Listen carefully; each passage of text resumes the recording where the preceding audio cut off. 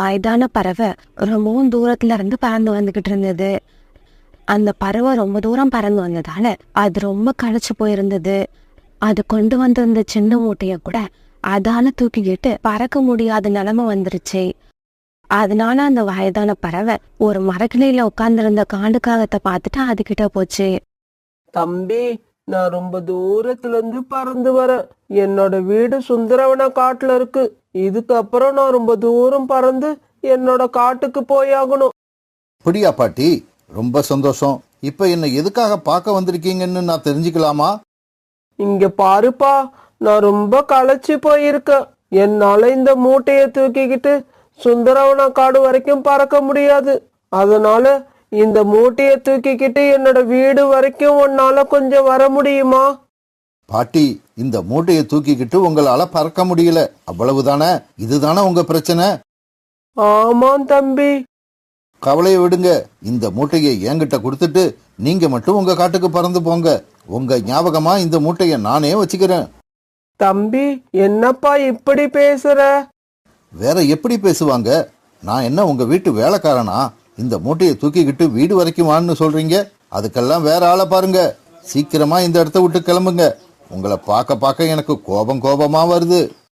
காலுக்காக இப்படி கோபமா சொன்னதும் பிறகு அந்த வயதான பறவை அங்கிருந்து பறந்து போச்சு. இப்படி போன அந்த பறவை ஒரு மரக்கரையில உட்கார்ந்திருந்த ரீட்டா கிளிய பார்த்துட்டு அங்க போச்சு. கிளி, என்னோட வீடு சுந்தரவன காட்டுல இருக்கு. என்னால இந்த மூட்டையை தூக்கிக்கிட்டு அவ்வளவு தூரம் போக முடியல. உன்னால இந்த மூட்டையை தூக்கிக்கிட்டு என் வீடு வரைக்கும் வர முடியுமா? இங்க பாருங்க, என் பையன் படிக்கிற ஸ்கூல்ல இன்னைக்கு பேரண்ட்ஸ் மீட்டிங் இருக்கு. அதுக்கு தான் நான் கிளம்பி வந்து உட்கார்ந்துருக்கேன். என்னால இப்ப எங்கேயும் வர முடியாது. உடனே எதுவும் பேசாம அந்த வயதான பறவை தன்னோட மூட்டையை தூக்கிட்டு அங்கிருந்து பறந்து போயிடுச்சு. இந்த சமயத்துல சோனா குருவி தன்னுடைய வீட்டு வாசல்ல உட்கார்ந்து இருந்தது. சோனாவை பார்த்த அந்த வயதான பறவை உடனே அங்க போச்சு. மகளே, நீ ஏதாவது வேலையா இருக்கியா? அம்மா, நான் எப்பவுமே சும்மா இருக்க மாட்டேன். ஏதாவது வேலை செஞ்சுக்கிட்டு தான் இருப்பேன். அது போகட்டும், நீங்க யாரு? எதுக்காக இங்க வந்திருக்கீங்க? இங்க பாருமா, சுந்தரவன காட்டுல என்னோட வீடு இருக்கு. என்னால இந்த மூட்டையை தூக்கிக்கிட்டு அவ்வளவு தூரம் பறந்து போக முடியல. நான் ரொம்ப களைச்சு போயிருக்கேன். உன்னால இந்த மூட்டையை தூக்கிக்கிட்டு என் வீடு வரைக்கும் வர முடியுமா? அம்மா, நான் தண்ணீர் எடுக்கிறதுக்காக நதி வரைக்கும் போலான்னு கிளம்புனேன். பரவாயில்ல, உங்களை கொண்டு வந்து உங்க வீட்டுல விட்டுட்டு நான் அதுக்கப்புறமா வந்து தண்ணீர் எடுத்துக்கிறேன். இப்படி சொன்ன சோனா குருவி பிறகு அந்த மூட்டையை தூக்கிட்டு அந்த வயதான பறவை கூட பறக்க ஆரம்பிச்சது. இப்படி கொஞ்ச தூரம் பறந்து போனதுக்கு அப்புறம் அதுக்கு மேல பறக்க முடியாம அந்த வயதான பறவை ஒரு மரத்து மேல போய் உட்கார்ந்தது. இங்க கொஞ்ச நேரம் ஓய்வு எடுத்துட்டு அப்புறமா கிளம்புவோம். அம்மா, உங்களுக்கு எவ்வளவு நேரம் ஓய்வு தேவையோ அது வரைக்கும் இங்க உட்கார்ந்துருக்கலாம். நான் உங்களுக்காக காத்திருக்கேன். இந்த சமயத்துல கோரிக்காக அவங்க வேக வேகமா பறந்து வந்தது. சோனா, சீக்கிரமா என் கூட வா. ஜம்ஜம் அண்ணன் வீட்டுல இன்னைக்கு எல்லாருக்கும் விருந்து கொடுக்கறாங்க. இல்ல கோரி அக்கா, நான் வரல. எனக்கு கொஞ்சம் வேலை இருக்கு. நான் இந்த அம்மாவை அவங்க காட்டுல கொண்டு போய் விட்டுட்டு வர போறேன். இவங்க யாரு? உனக்கு சொந்தமா இல்ல தெரிஞ்சவங்களா? அப்படி எதுவும் இல்ல. நான் இவங்களை இன்னைக்குதான் பார்த்தேன். இருந்தாலும் இவங்க படுற கஷ்டத்தை பார்க்க எனக்கு பாவமா இருக்கு. அதனால்தான் அவங்க வீடு வரைக்கும் போய் இவங்களை விட்டுட்டு வரலான்னு முடிவு பண்ணினேன். இங்க பாரு சோனா, முதல்ல உன்னோட வயித்தை நடப்பிக்கிற வழிய பாரு. யாருன்னே தெரியாத இந்த பறவைக்காக ஒரு அருமையான விருந்த மிஸ் பண்ணிடாத. கோரி அக்கா, உங்க கூட வந்து விருந்து சாப்பிட்டா நல்லாதான் இருக்கும். ஆனா அந்த சந்தோஷம் சாப்பிட்டு முடிச்ச கொஞ்ச நேரத்துக்கு அப்புறம் காணாம போயிடும். ஆனா அதே சமயம் மத்தவங்களுக்கு உதவி செஞ்சா அதுல வர சந்தோஷம் காலாகாலத்துக்கு நம்ம மனசுல நினைச்சு நிற்போம். ஐயோ, உன் கூட இப்படியே நான் பேசிக்கிட்டு இருந்தா அந்த விருந்த நானே மிஸ் பண்ணிடுவேன். இப்படி சொன்ன கோரிக்காகும் பிறகு அங்க இருந்து பறந்து போயிடுச்சு. மகளே, உனக்கு இப்ப பசி இல்லையா? பசி இருக்கு, ஆனா சாப்பிட்டே ஆகணுங்கிற அளவுக்கு பசி இல்ல. இப்படி சொன்ன சோனா குருவி பிறகு மறுபடியும் அந்த மூட்டையை தூக்கிட்டு அந்த வயதான பறவை கூட பறக்க ஆரம்பிச்சது. அதுக்கப்புறம் இவங்க ரெண்டு பேரும் எங்கேயும் ஓய்வெடுக்காம வேகமா பறந்து போனதால அன்னைக்கு சாயங்காலத்துக்கு முன்னாடியே அந்த வயதான பறவையோட வீட்டுக்கு போய் சேர்ந்துட்டாங்க. அந்த பறவையோட வீட்டுக்கு போன சோனா குருவி அந்த வீட்டை பார்த்து அதிர்ச்சி ஆயிடுச்சு. அம்மா, இந்த வீடு உங்களோட வீடா? மகளே, இந்த வீட்டை பார்த்துட்டு நீ அதிர்ச்சி ஆயிட்ட இல்ல? உண்மைதான்.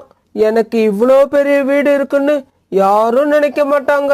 இது மட்டும் இல்ல மகளே, அதோ அங்க இருக்கிற எல்லா வீடும் என்னோடதுதான். அங்க இருந்த எல்லா வீட்டையும் பார்த்து சோனா குருவி மறுபடியும் அதிர்ச்சி ஆயிடுச்சு. ஏன்னா ஒவ்வொரு வீடும் ரொம்பவும் பெருசா இருந்தது. மகளே, என்ன இப்படி ஆச்சரியப்பட்டு போய் நிக்கிற? வீட்டுக்குள்ள வா. இல்லம்மா, நான் இன்னொரு நாள் வரேன். என்னோட பையன் ஸ்கூல்ல இருந்து திரும்பி வர நேரம் ஆயிடுச்சு. நான் உடனே வீட்டுக்கு கிளம்புறேன். சரி, கொஞ்ச நேரம் இரு, இதோ வந்துடுறேன். இப்படி சொல்லிட்டு வீட்டுக்குள்ள போன அந்த வயதான பறவை ஒரு கூட நிறைய சோளத்தை எடுத்துட்டு வந்து சோனா குருவி கிட்ட கொடுத்தது. மகளே, இதை எடுத்துக்கிட்டு போய் நீயும் உன்னோட மகனும் சாப்பிடுங்க. அப்புறம் உனக்கு எப்ப எந்த உதவி தேவைப்பட்டாலும் என்கிட்ட வா. பிறகு சோனா குருவி அந்த கூடை எடுத்துக்கிட்டு தன்னோட வீட்டுக்கு பறந்து போச்சு. சோனா குருவி தன்னோட வீட்டுக்கு போய் சேர்ந்தப்ப குக்கு ஸ்கூல்ல இருந்து திரும்பி வந்தான். இப்படி வீட்டுக்கு வந்த குக்கு கூடையில இருந்த சோளத்தை பார்த்தது ரொம்பவும் சந்தோஷமானான். சோளம், சோளம், ஐ சோளம், எனக்கு ரொம்ப பிடிச்ச சோளம். அம்மா, அம்மா, இந்த சோளம் உங்களுக்கு எங்க இருந்து கிடைச்சது? பிறகு சோனா குருவி நடந்தது எல்லாத்தையும் தன்னோட பையன் குக்கு கிட்ட சொல்லுச்சு. அந்த வயதான அம்மாவுக்கு சொந்தமா எவ்வளவு வீடு இருக்கு தெரியுமா? ஒவ்வொரு வீடும் ரொம்ப பெருசா இருக்கு. பிறகு சோனா குருவி குக்கும் ஆளுக்கு ஒரு சோளத்தை சாப்பிட ஆரம்பிச்சாங்க.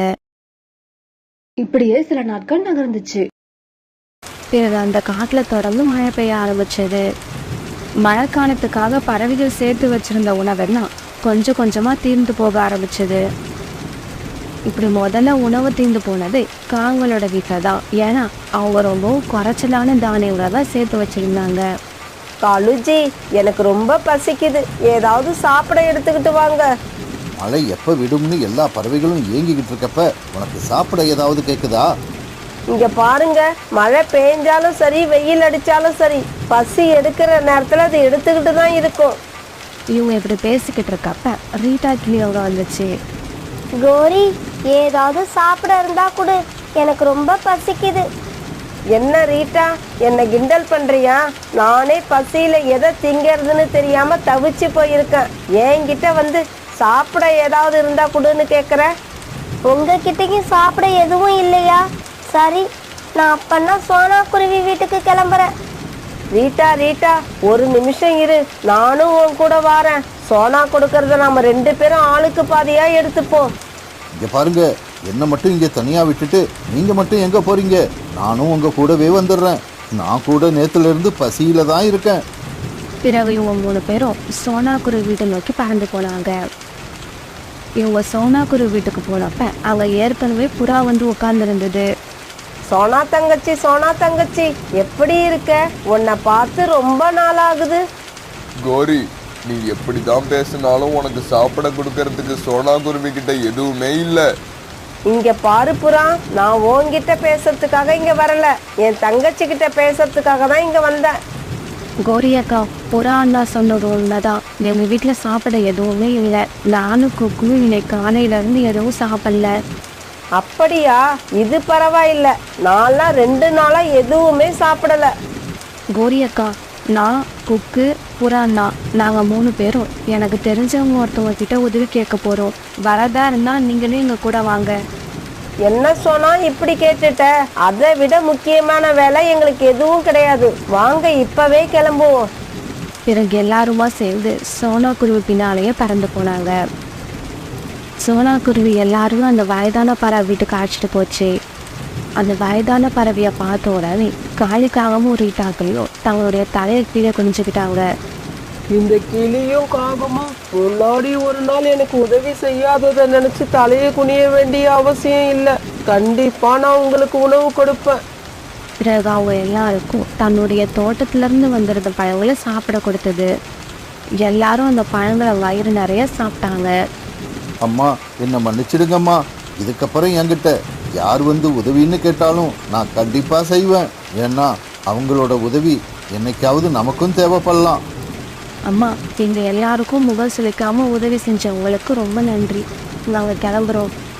மகளே, நல்ல உள்ளம் கொண்ட உங்களுக்கு எப்படியாவது நல்லது நடந்தே தீரும். உன்னோட மனசுக்கு நீ ரொம்ப நல்லா இருப்ப. இப்படி சொன்ன அந்த வயதான பறவை பிறகு எல்லாருக்கும் ஒரு கூடையில பழங்களை வச்சு கொடுத்தது. அதை எடுத்துக்கிட்ட எல்லா பறவைகளும் தங்களுடைய வீட்டுக்கு சந்தோஷமா திரும்ப வந்தாங்க.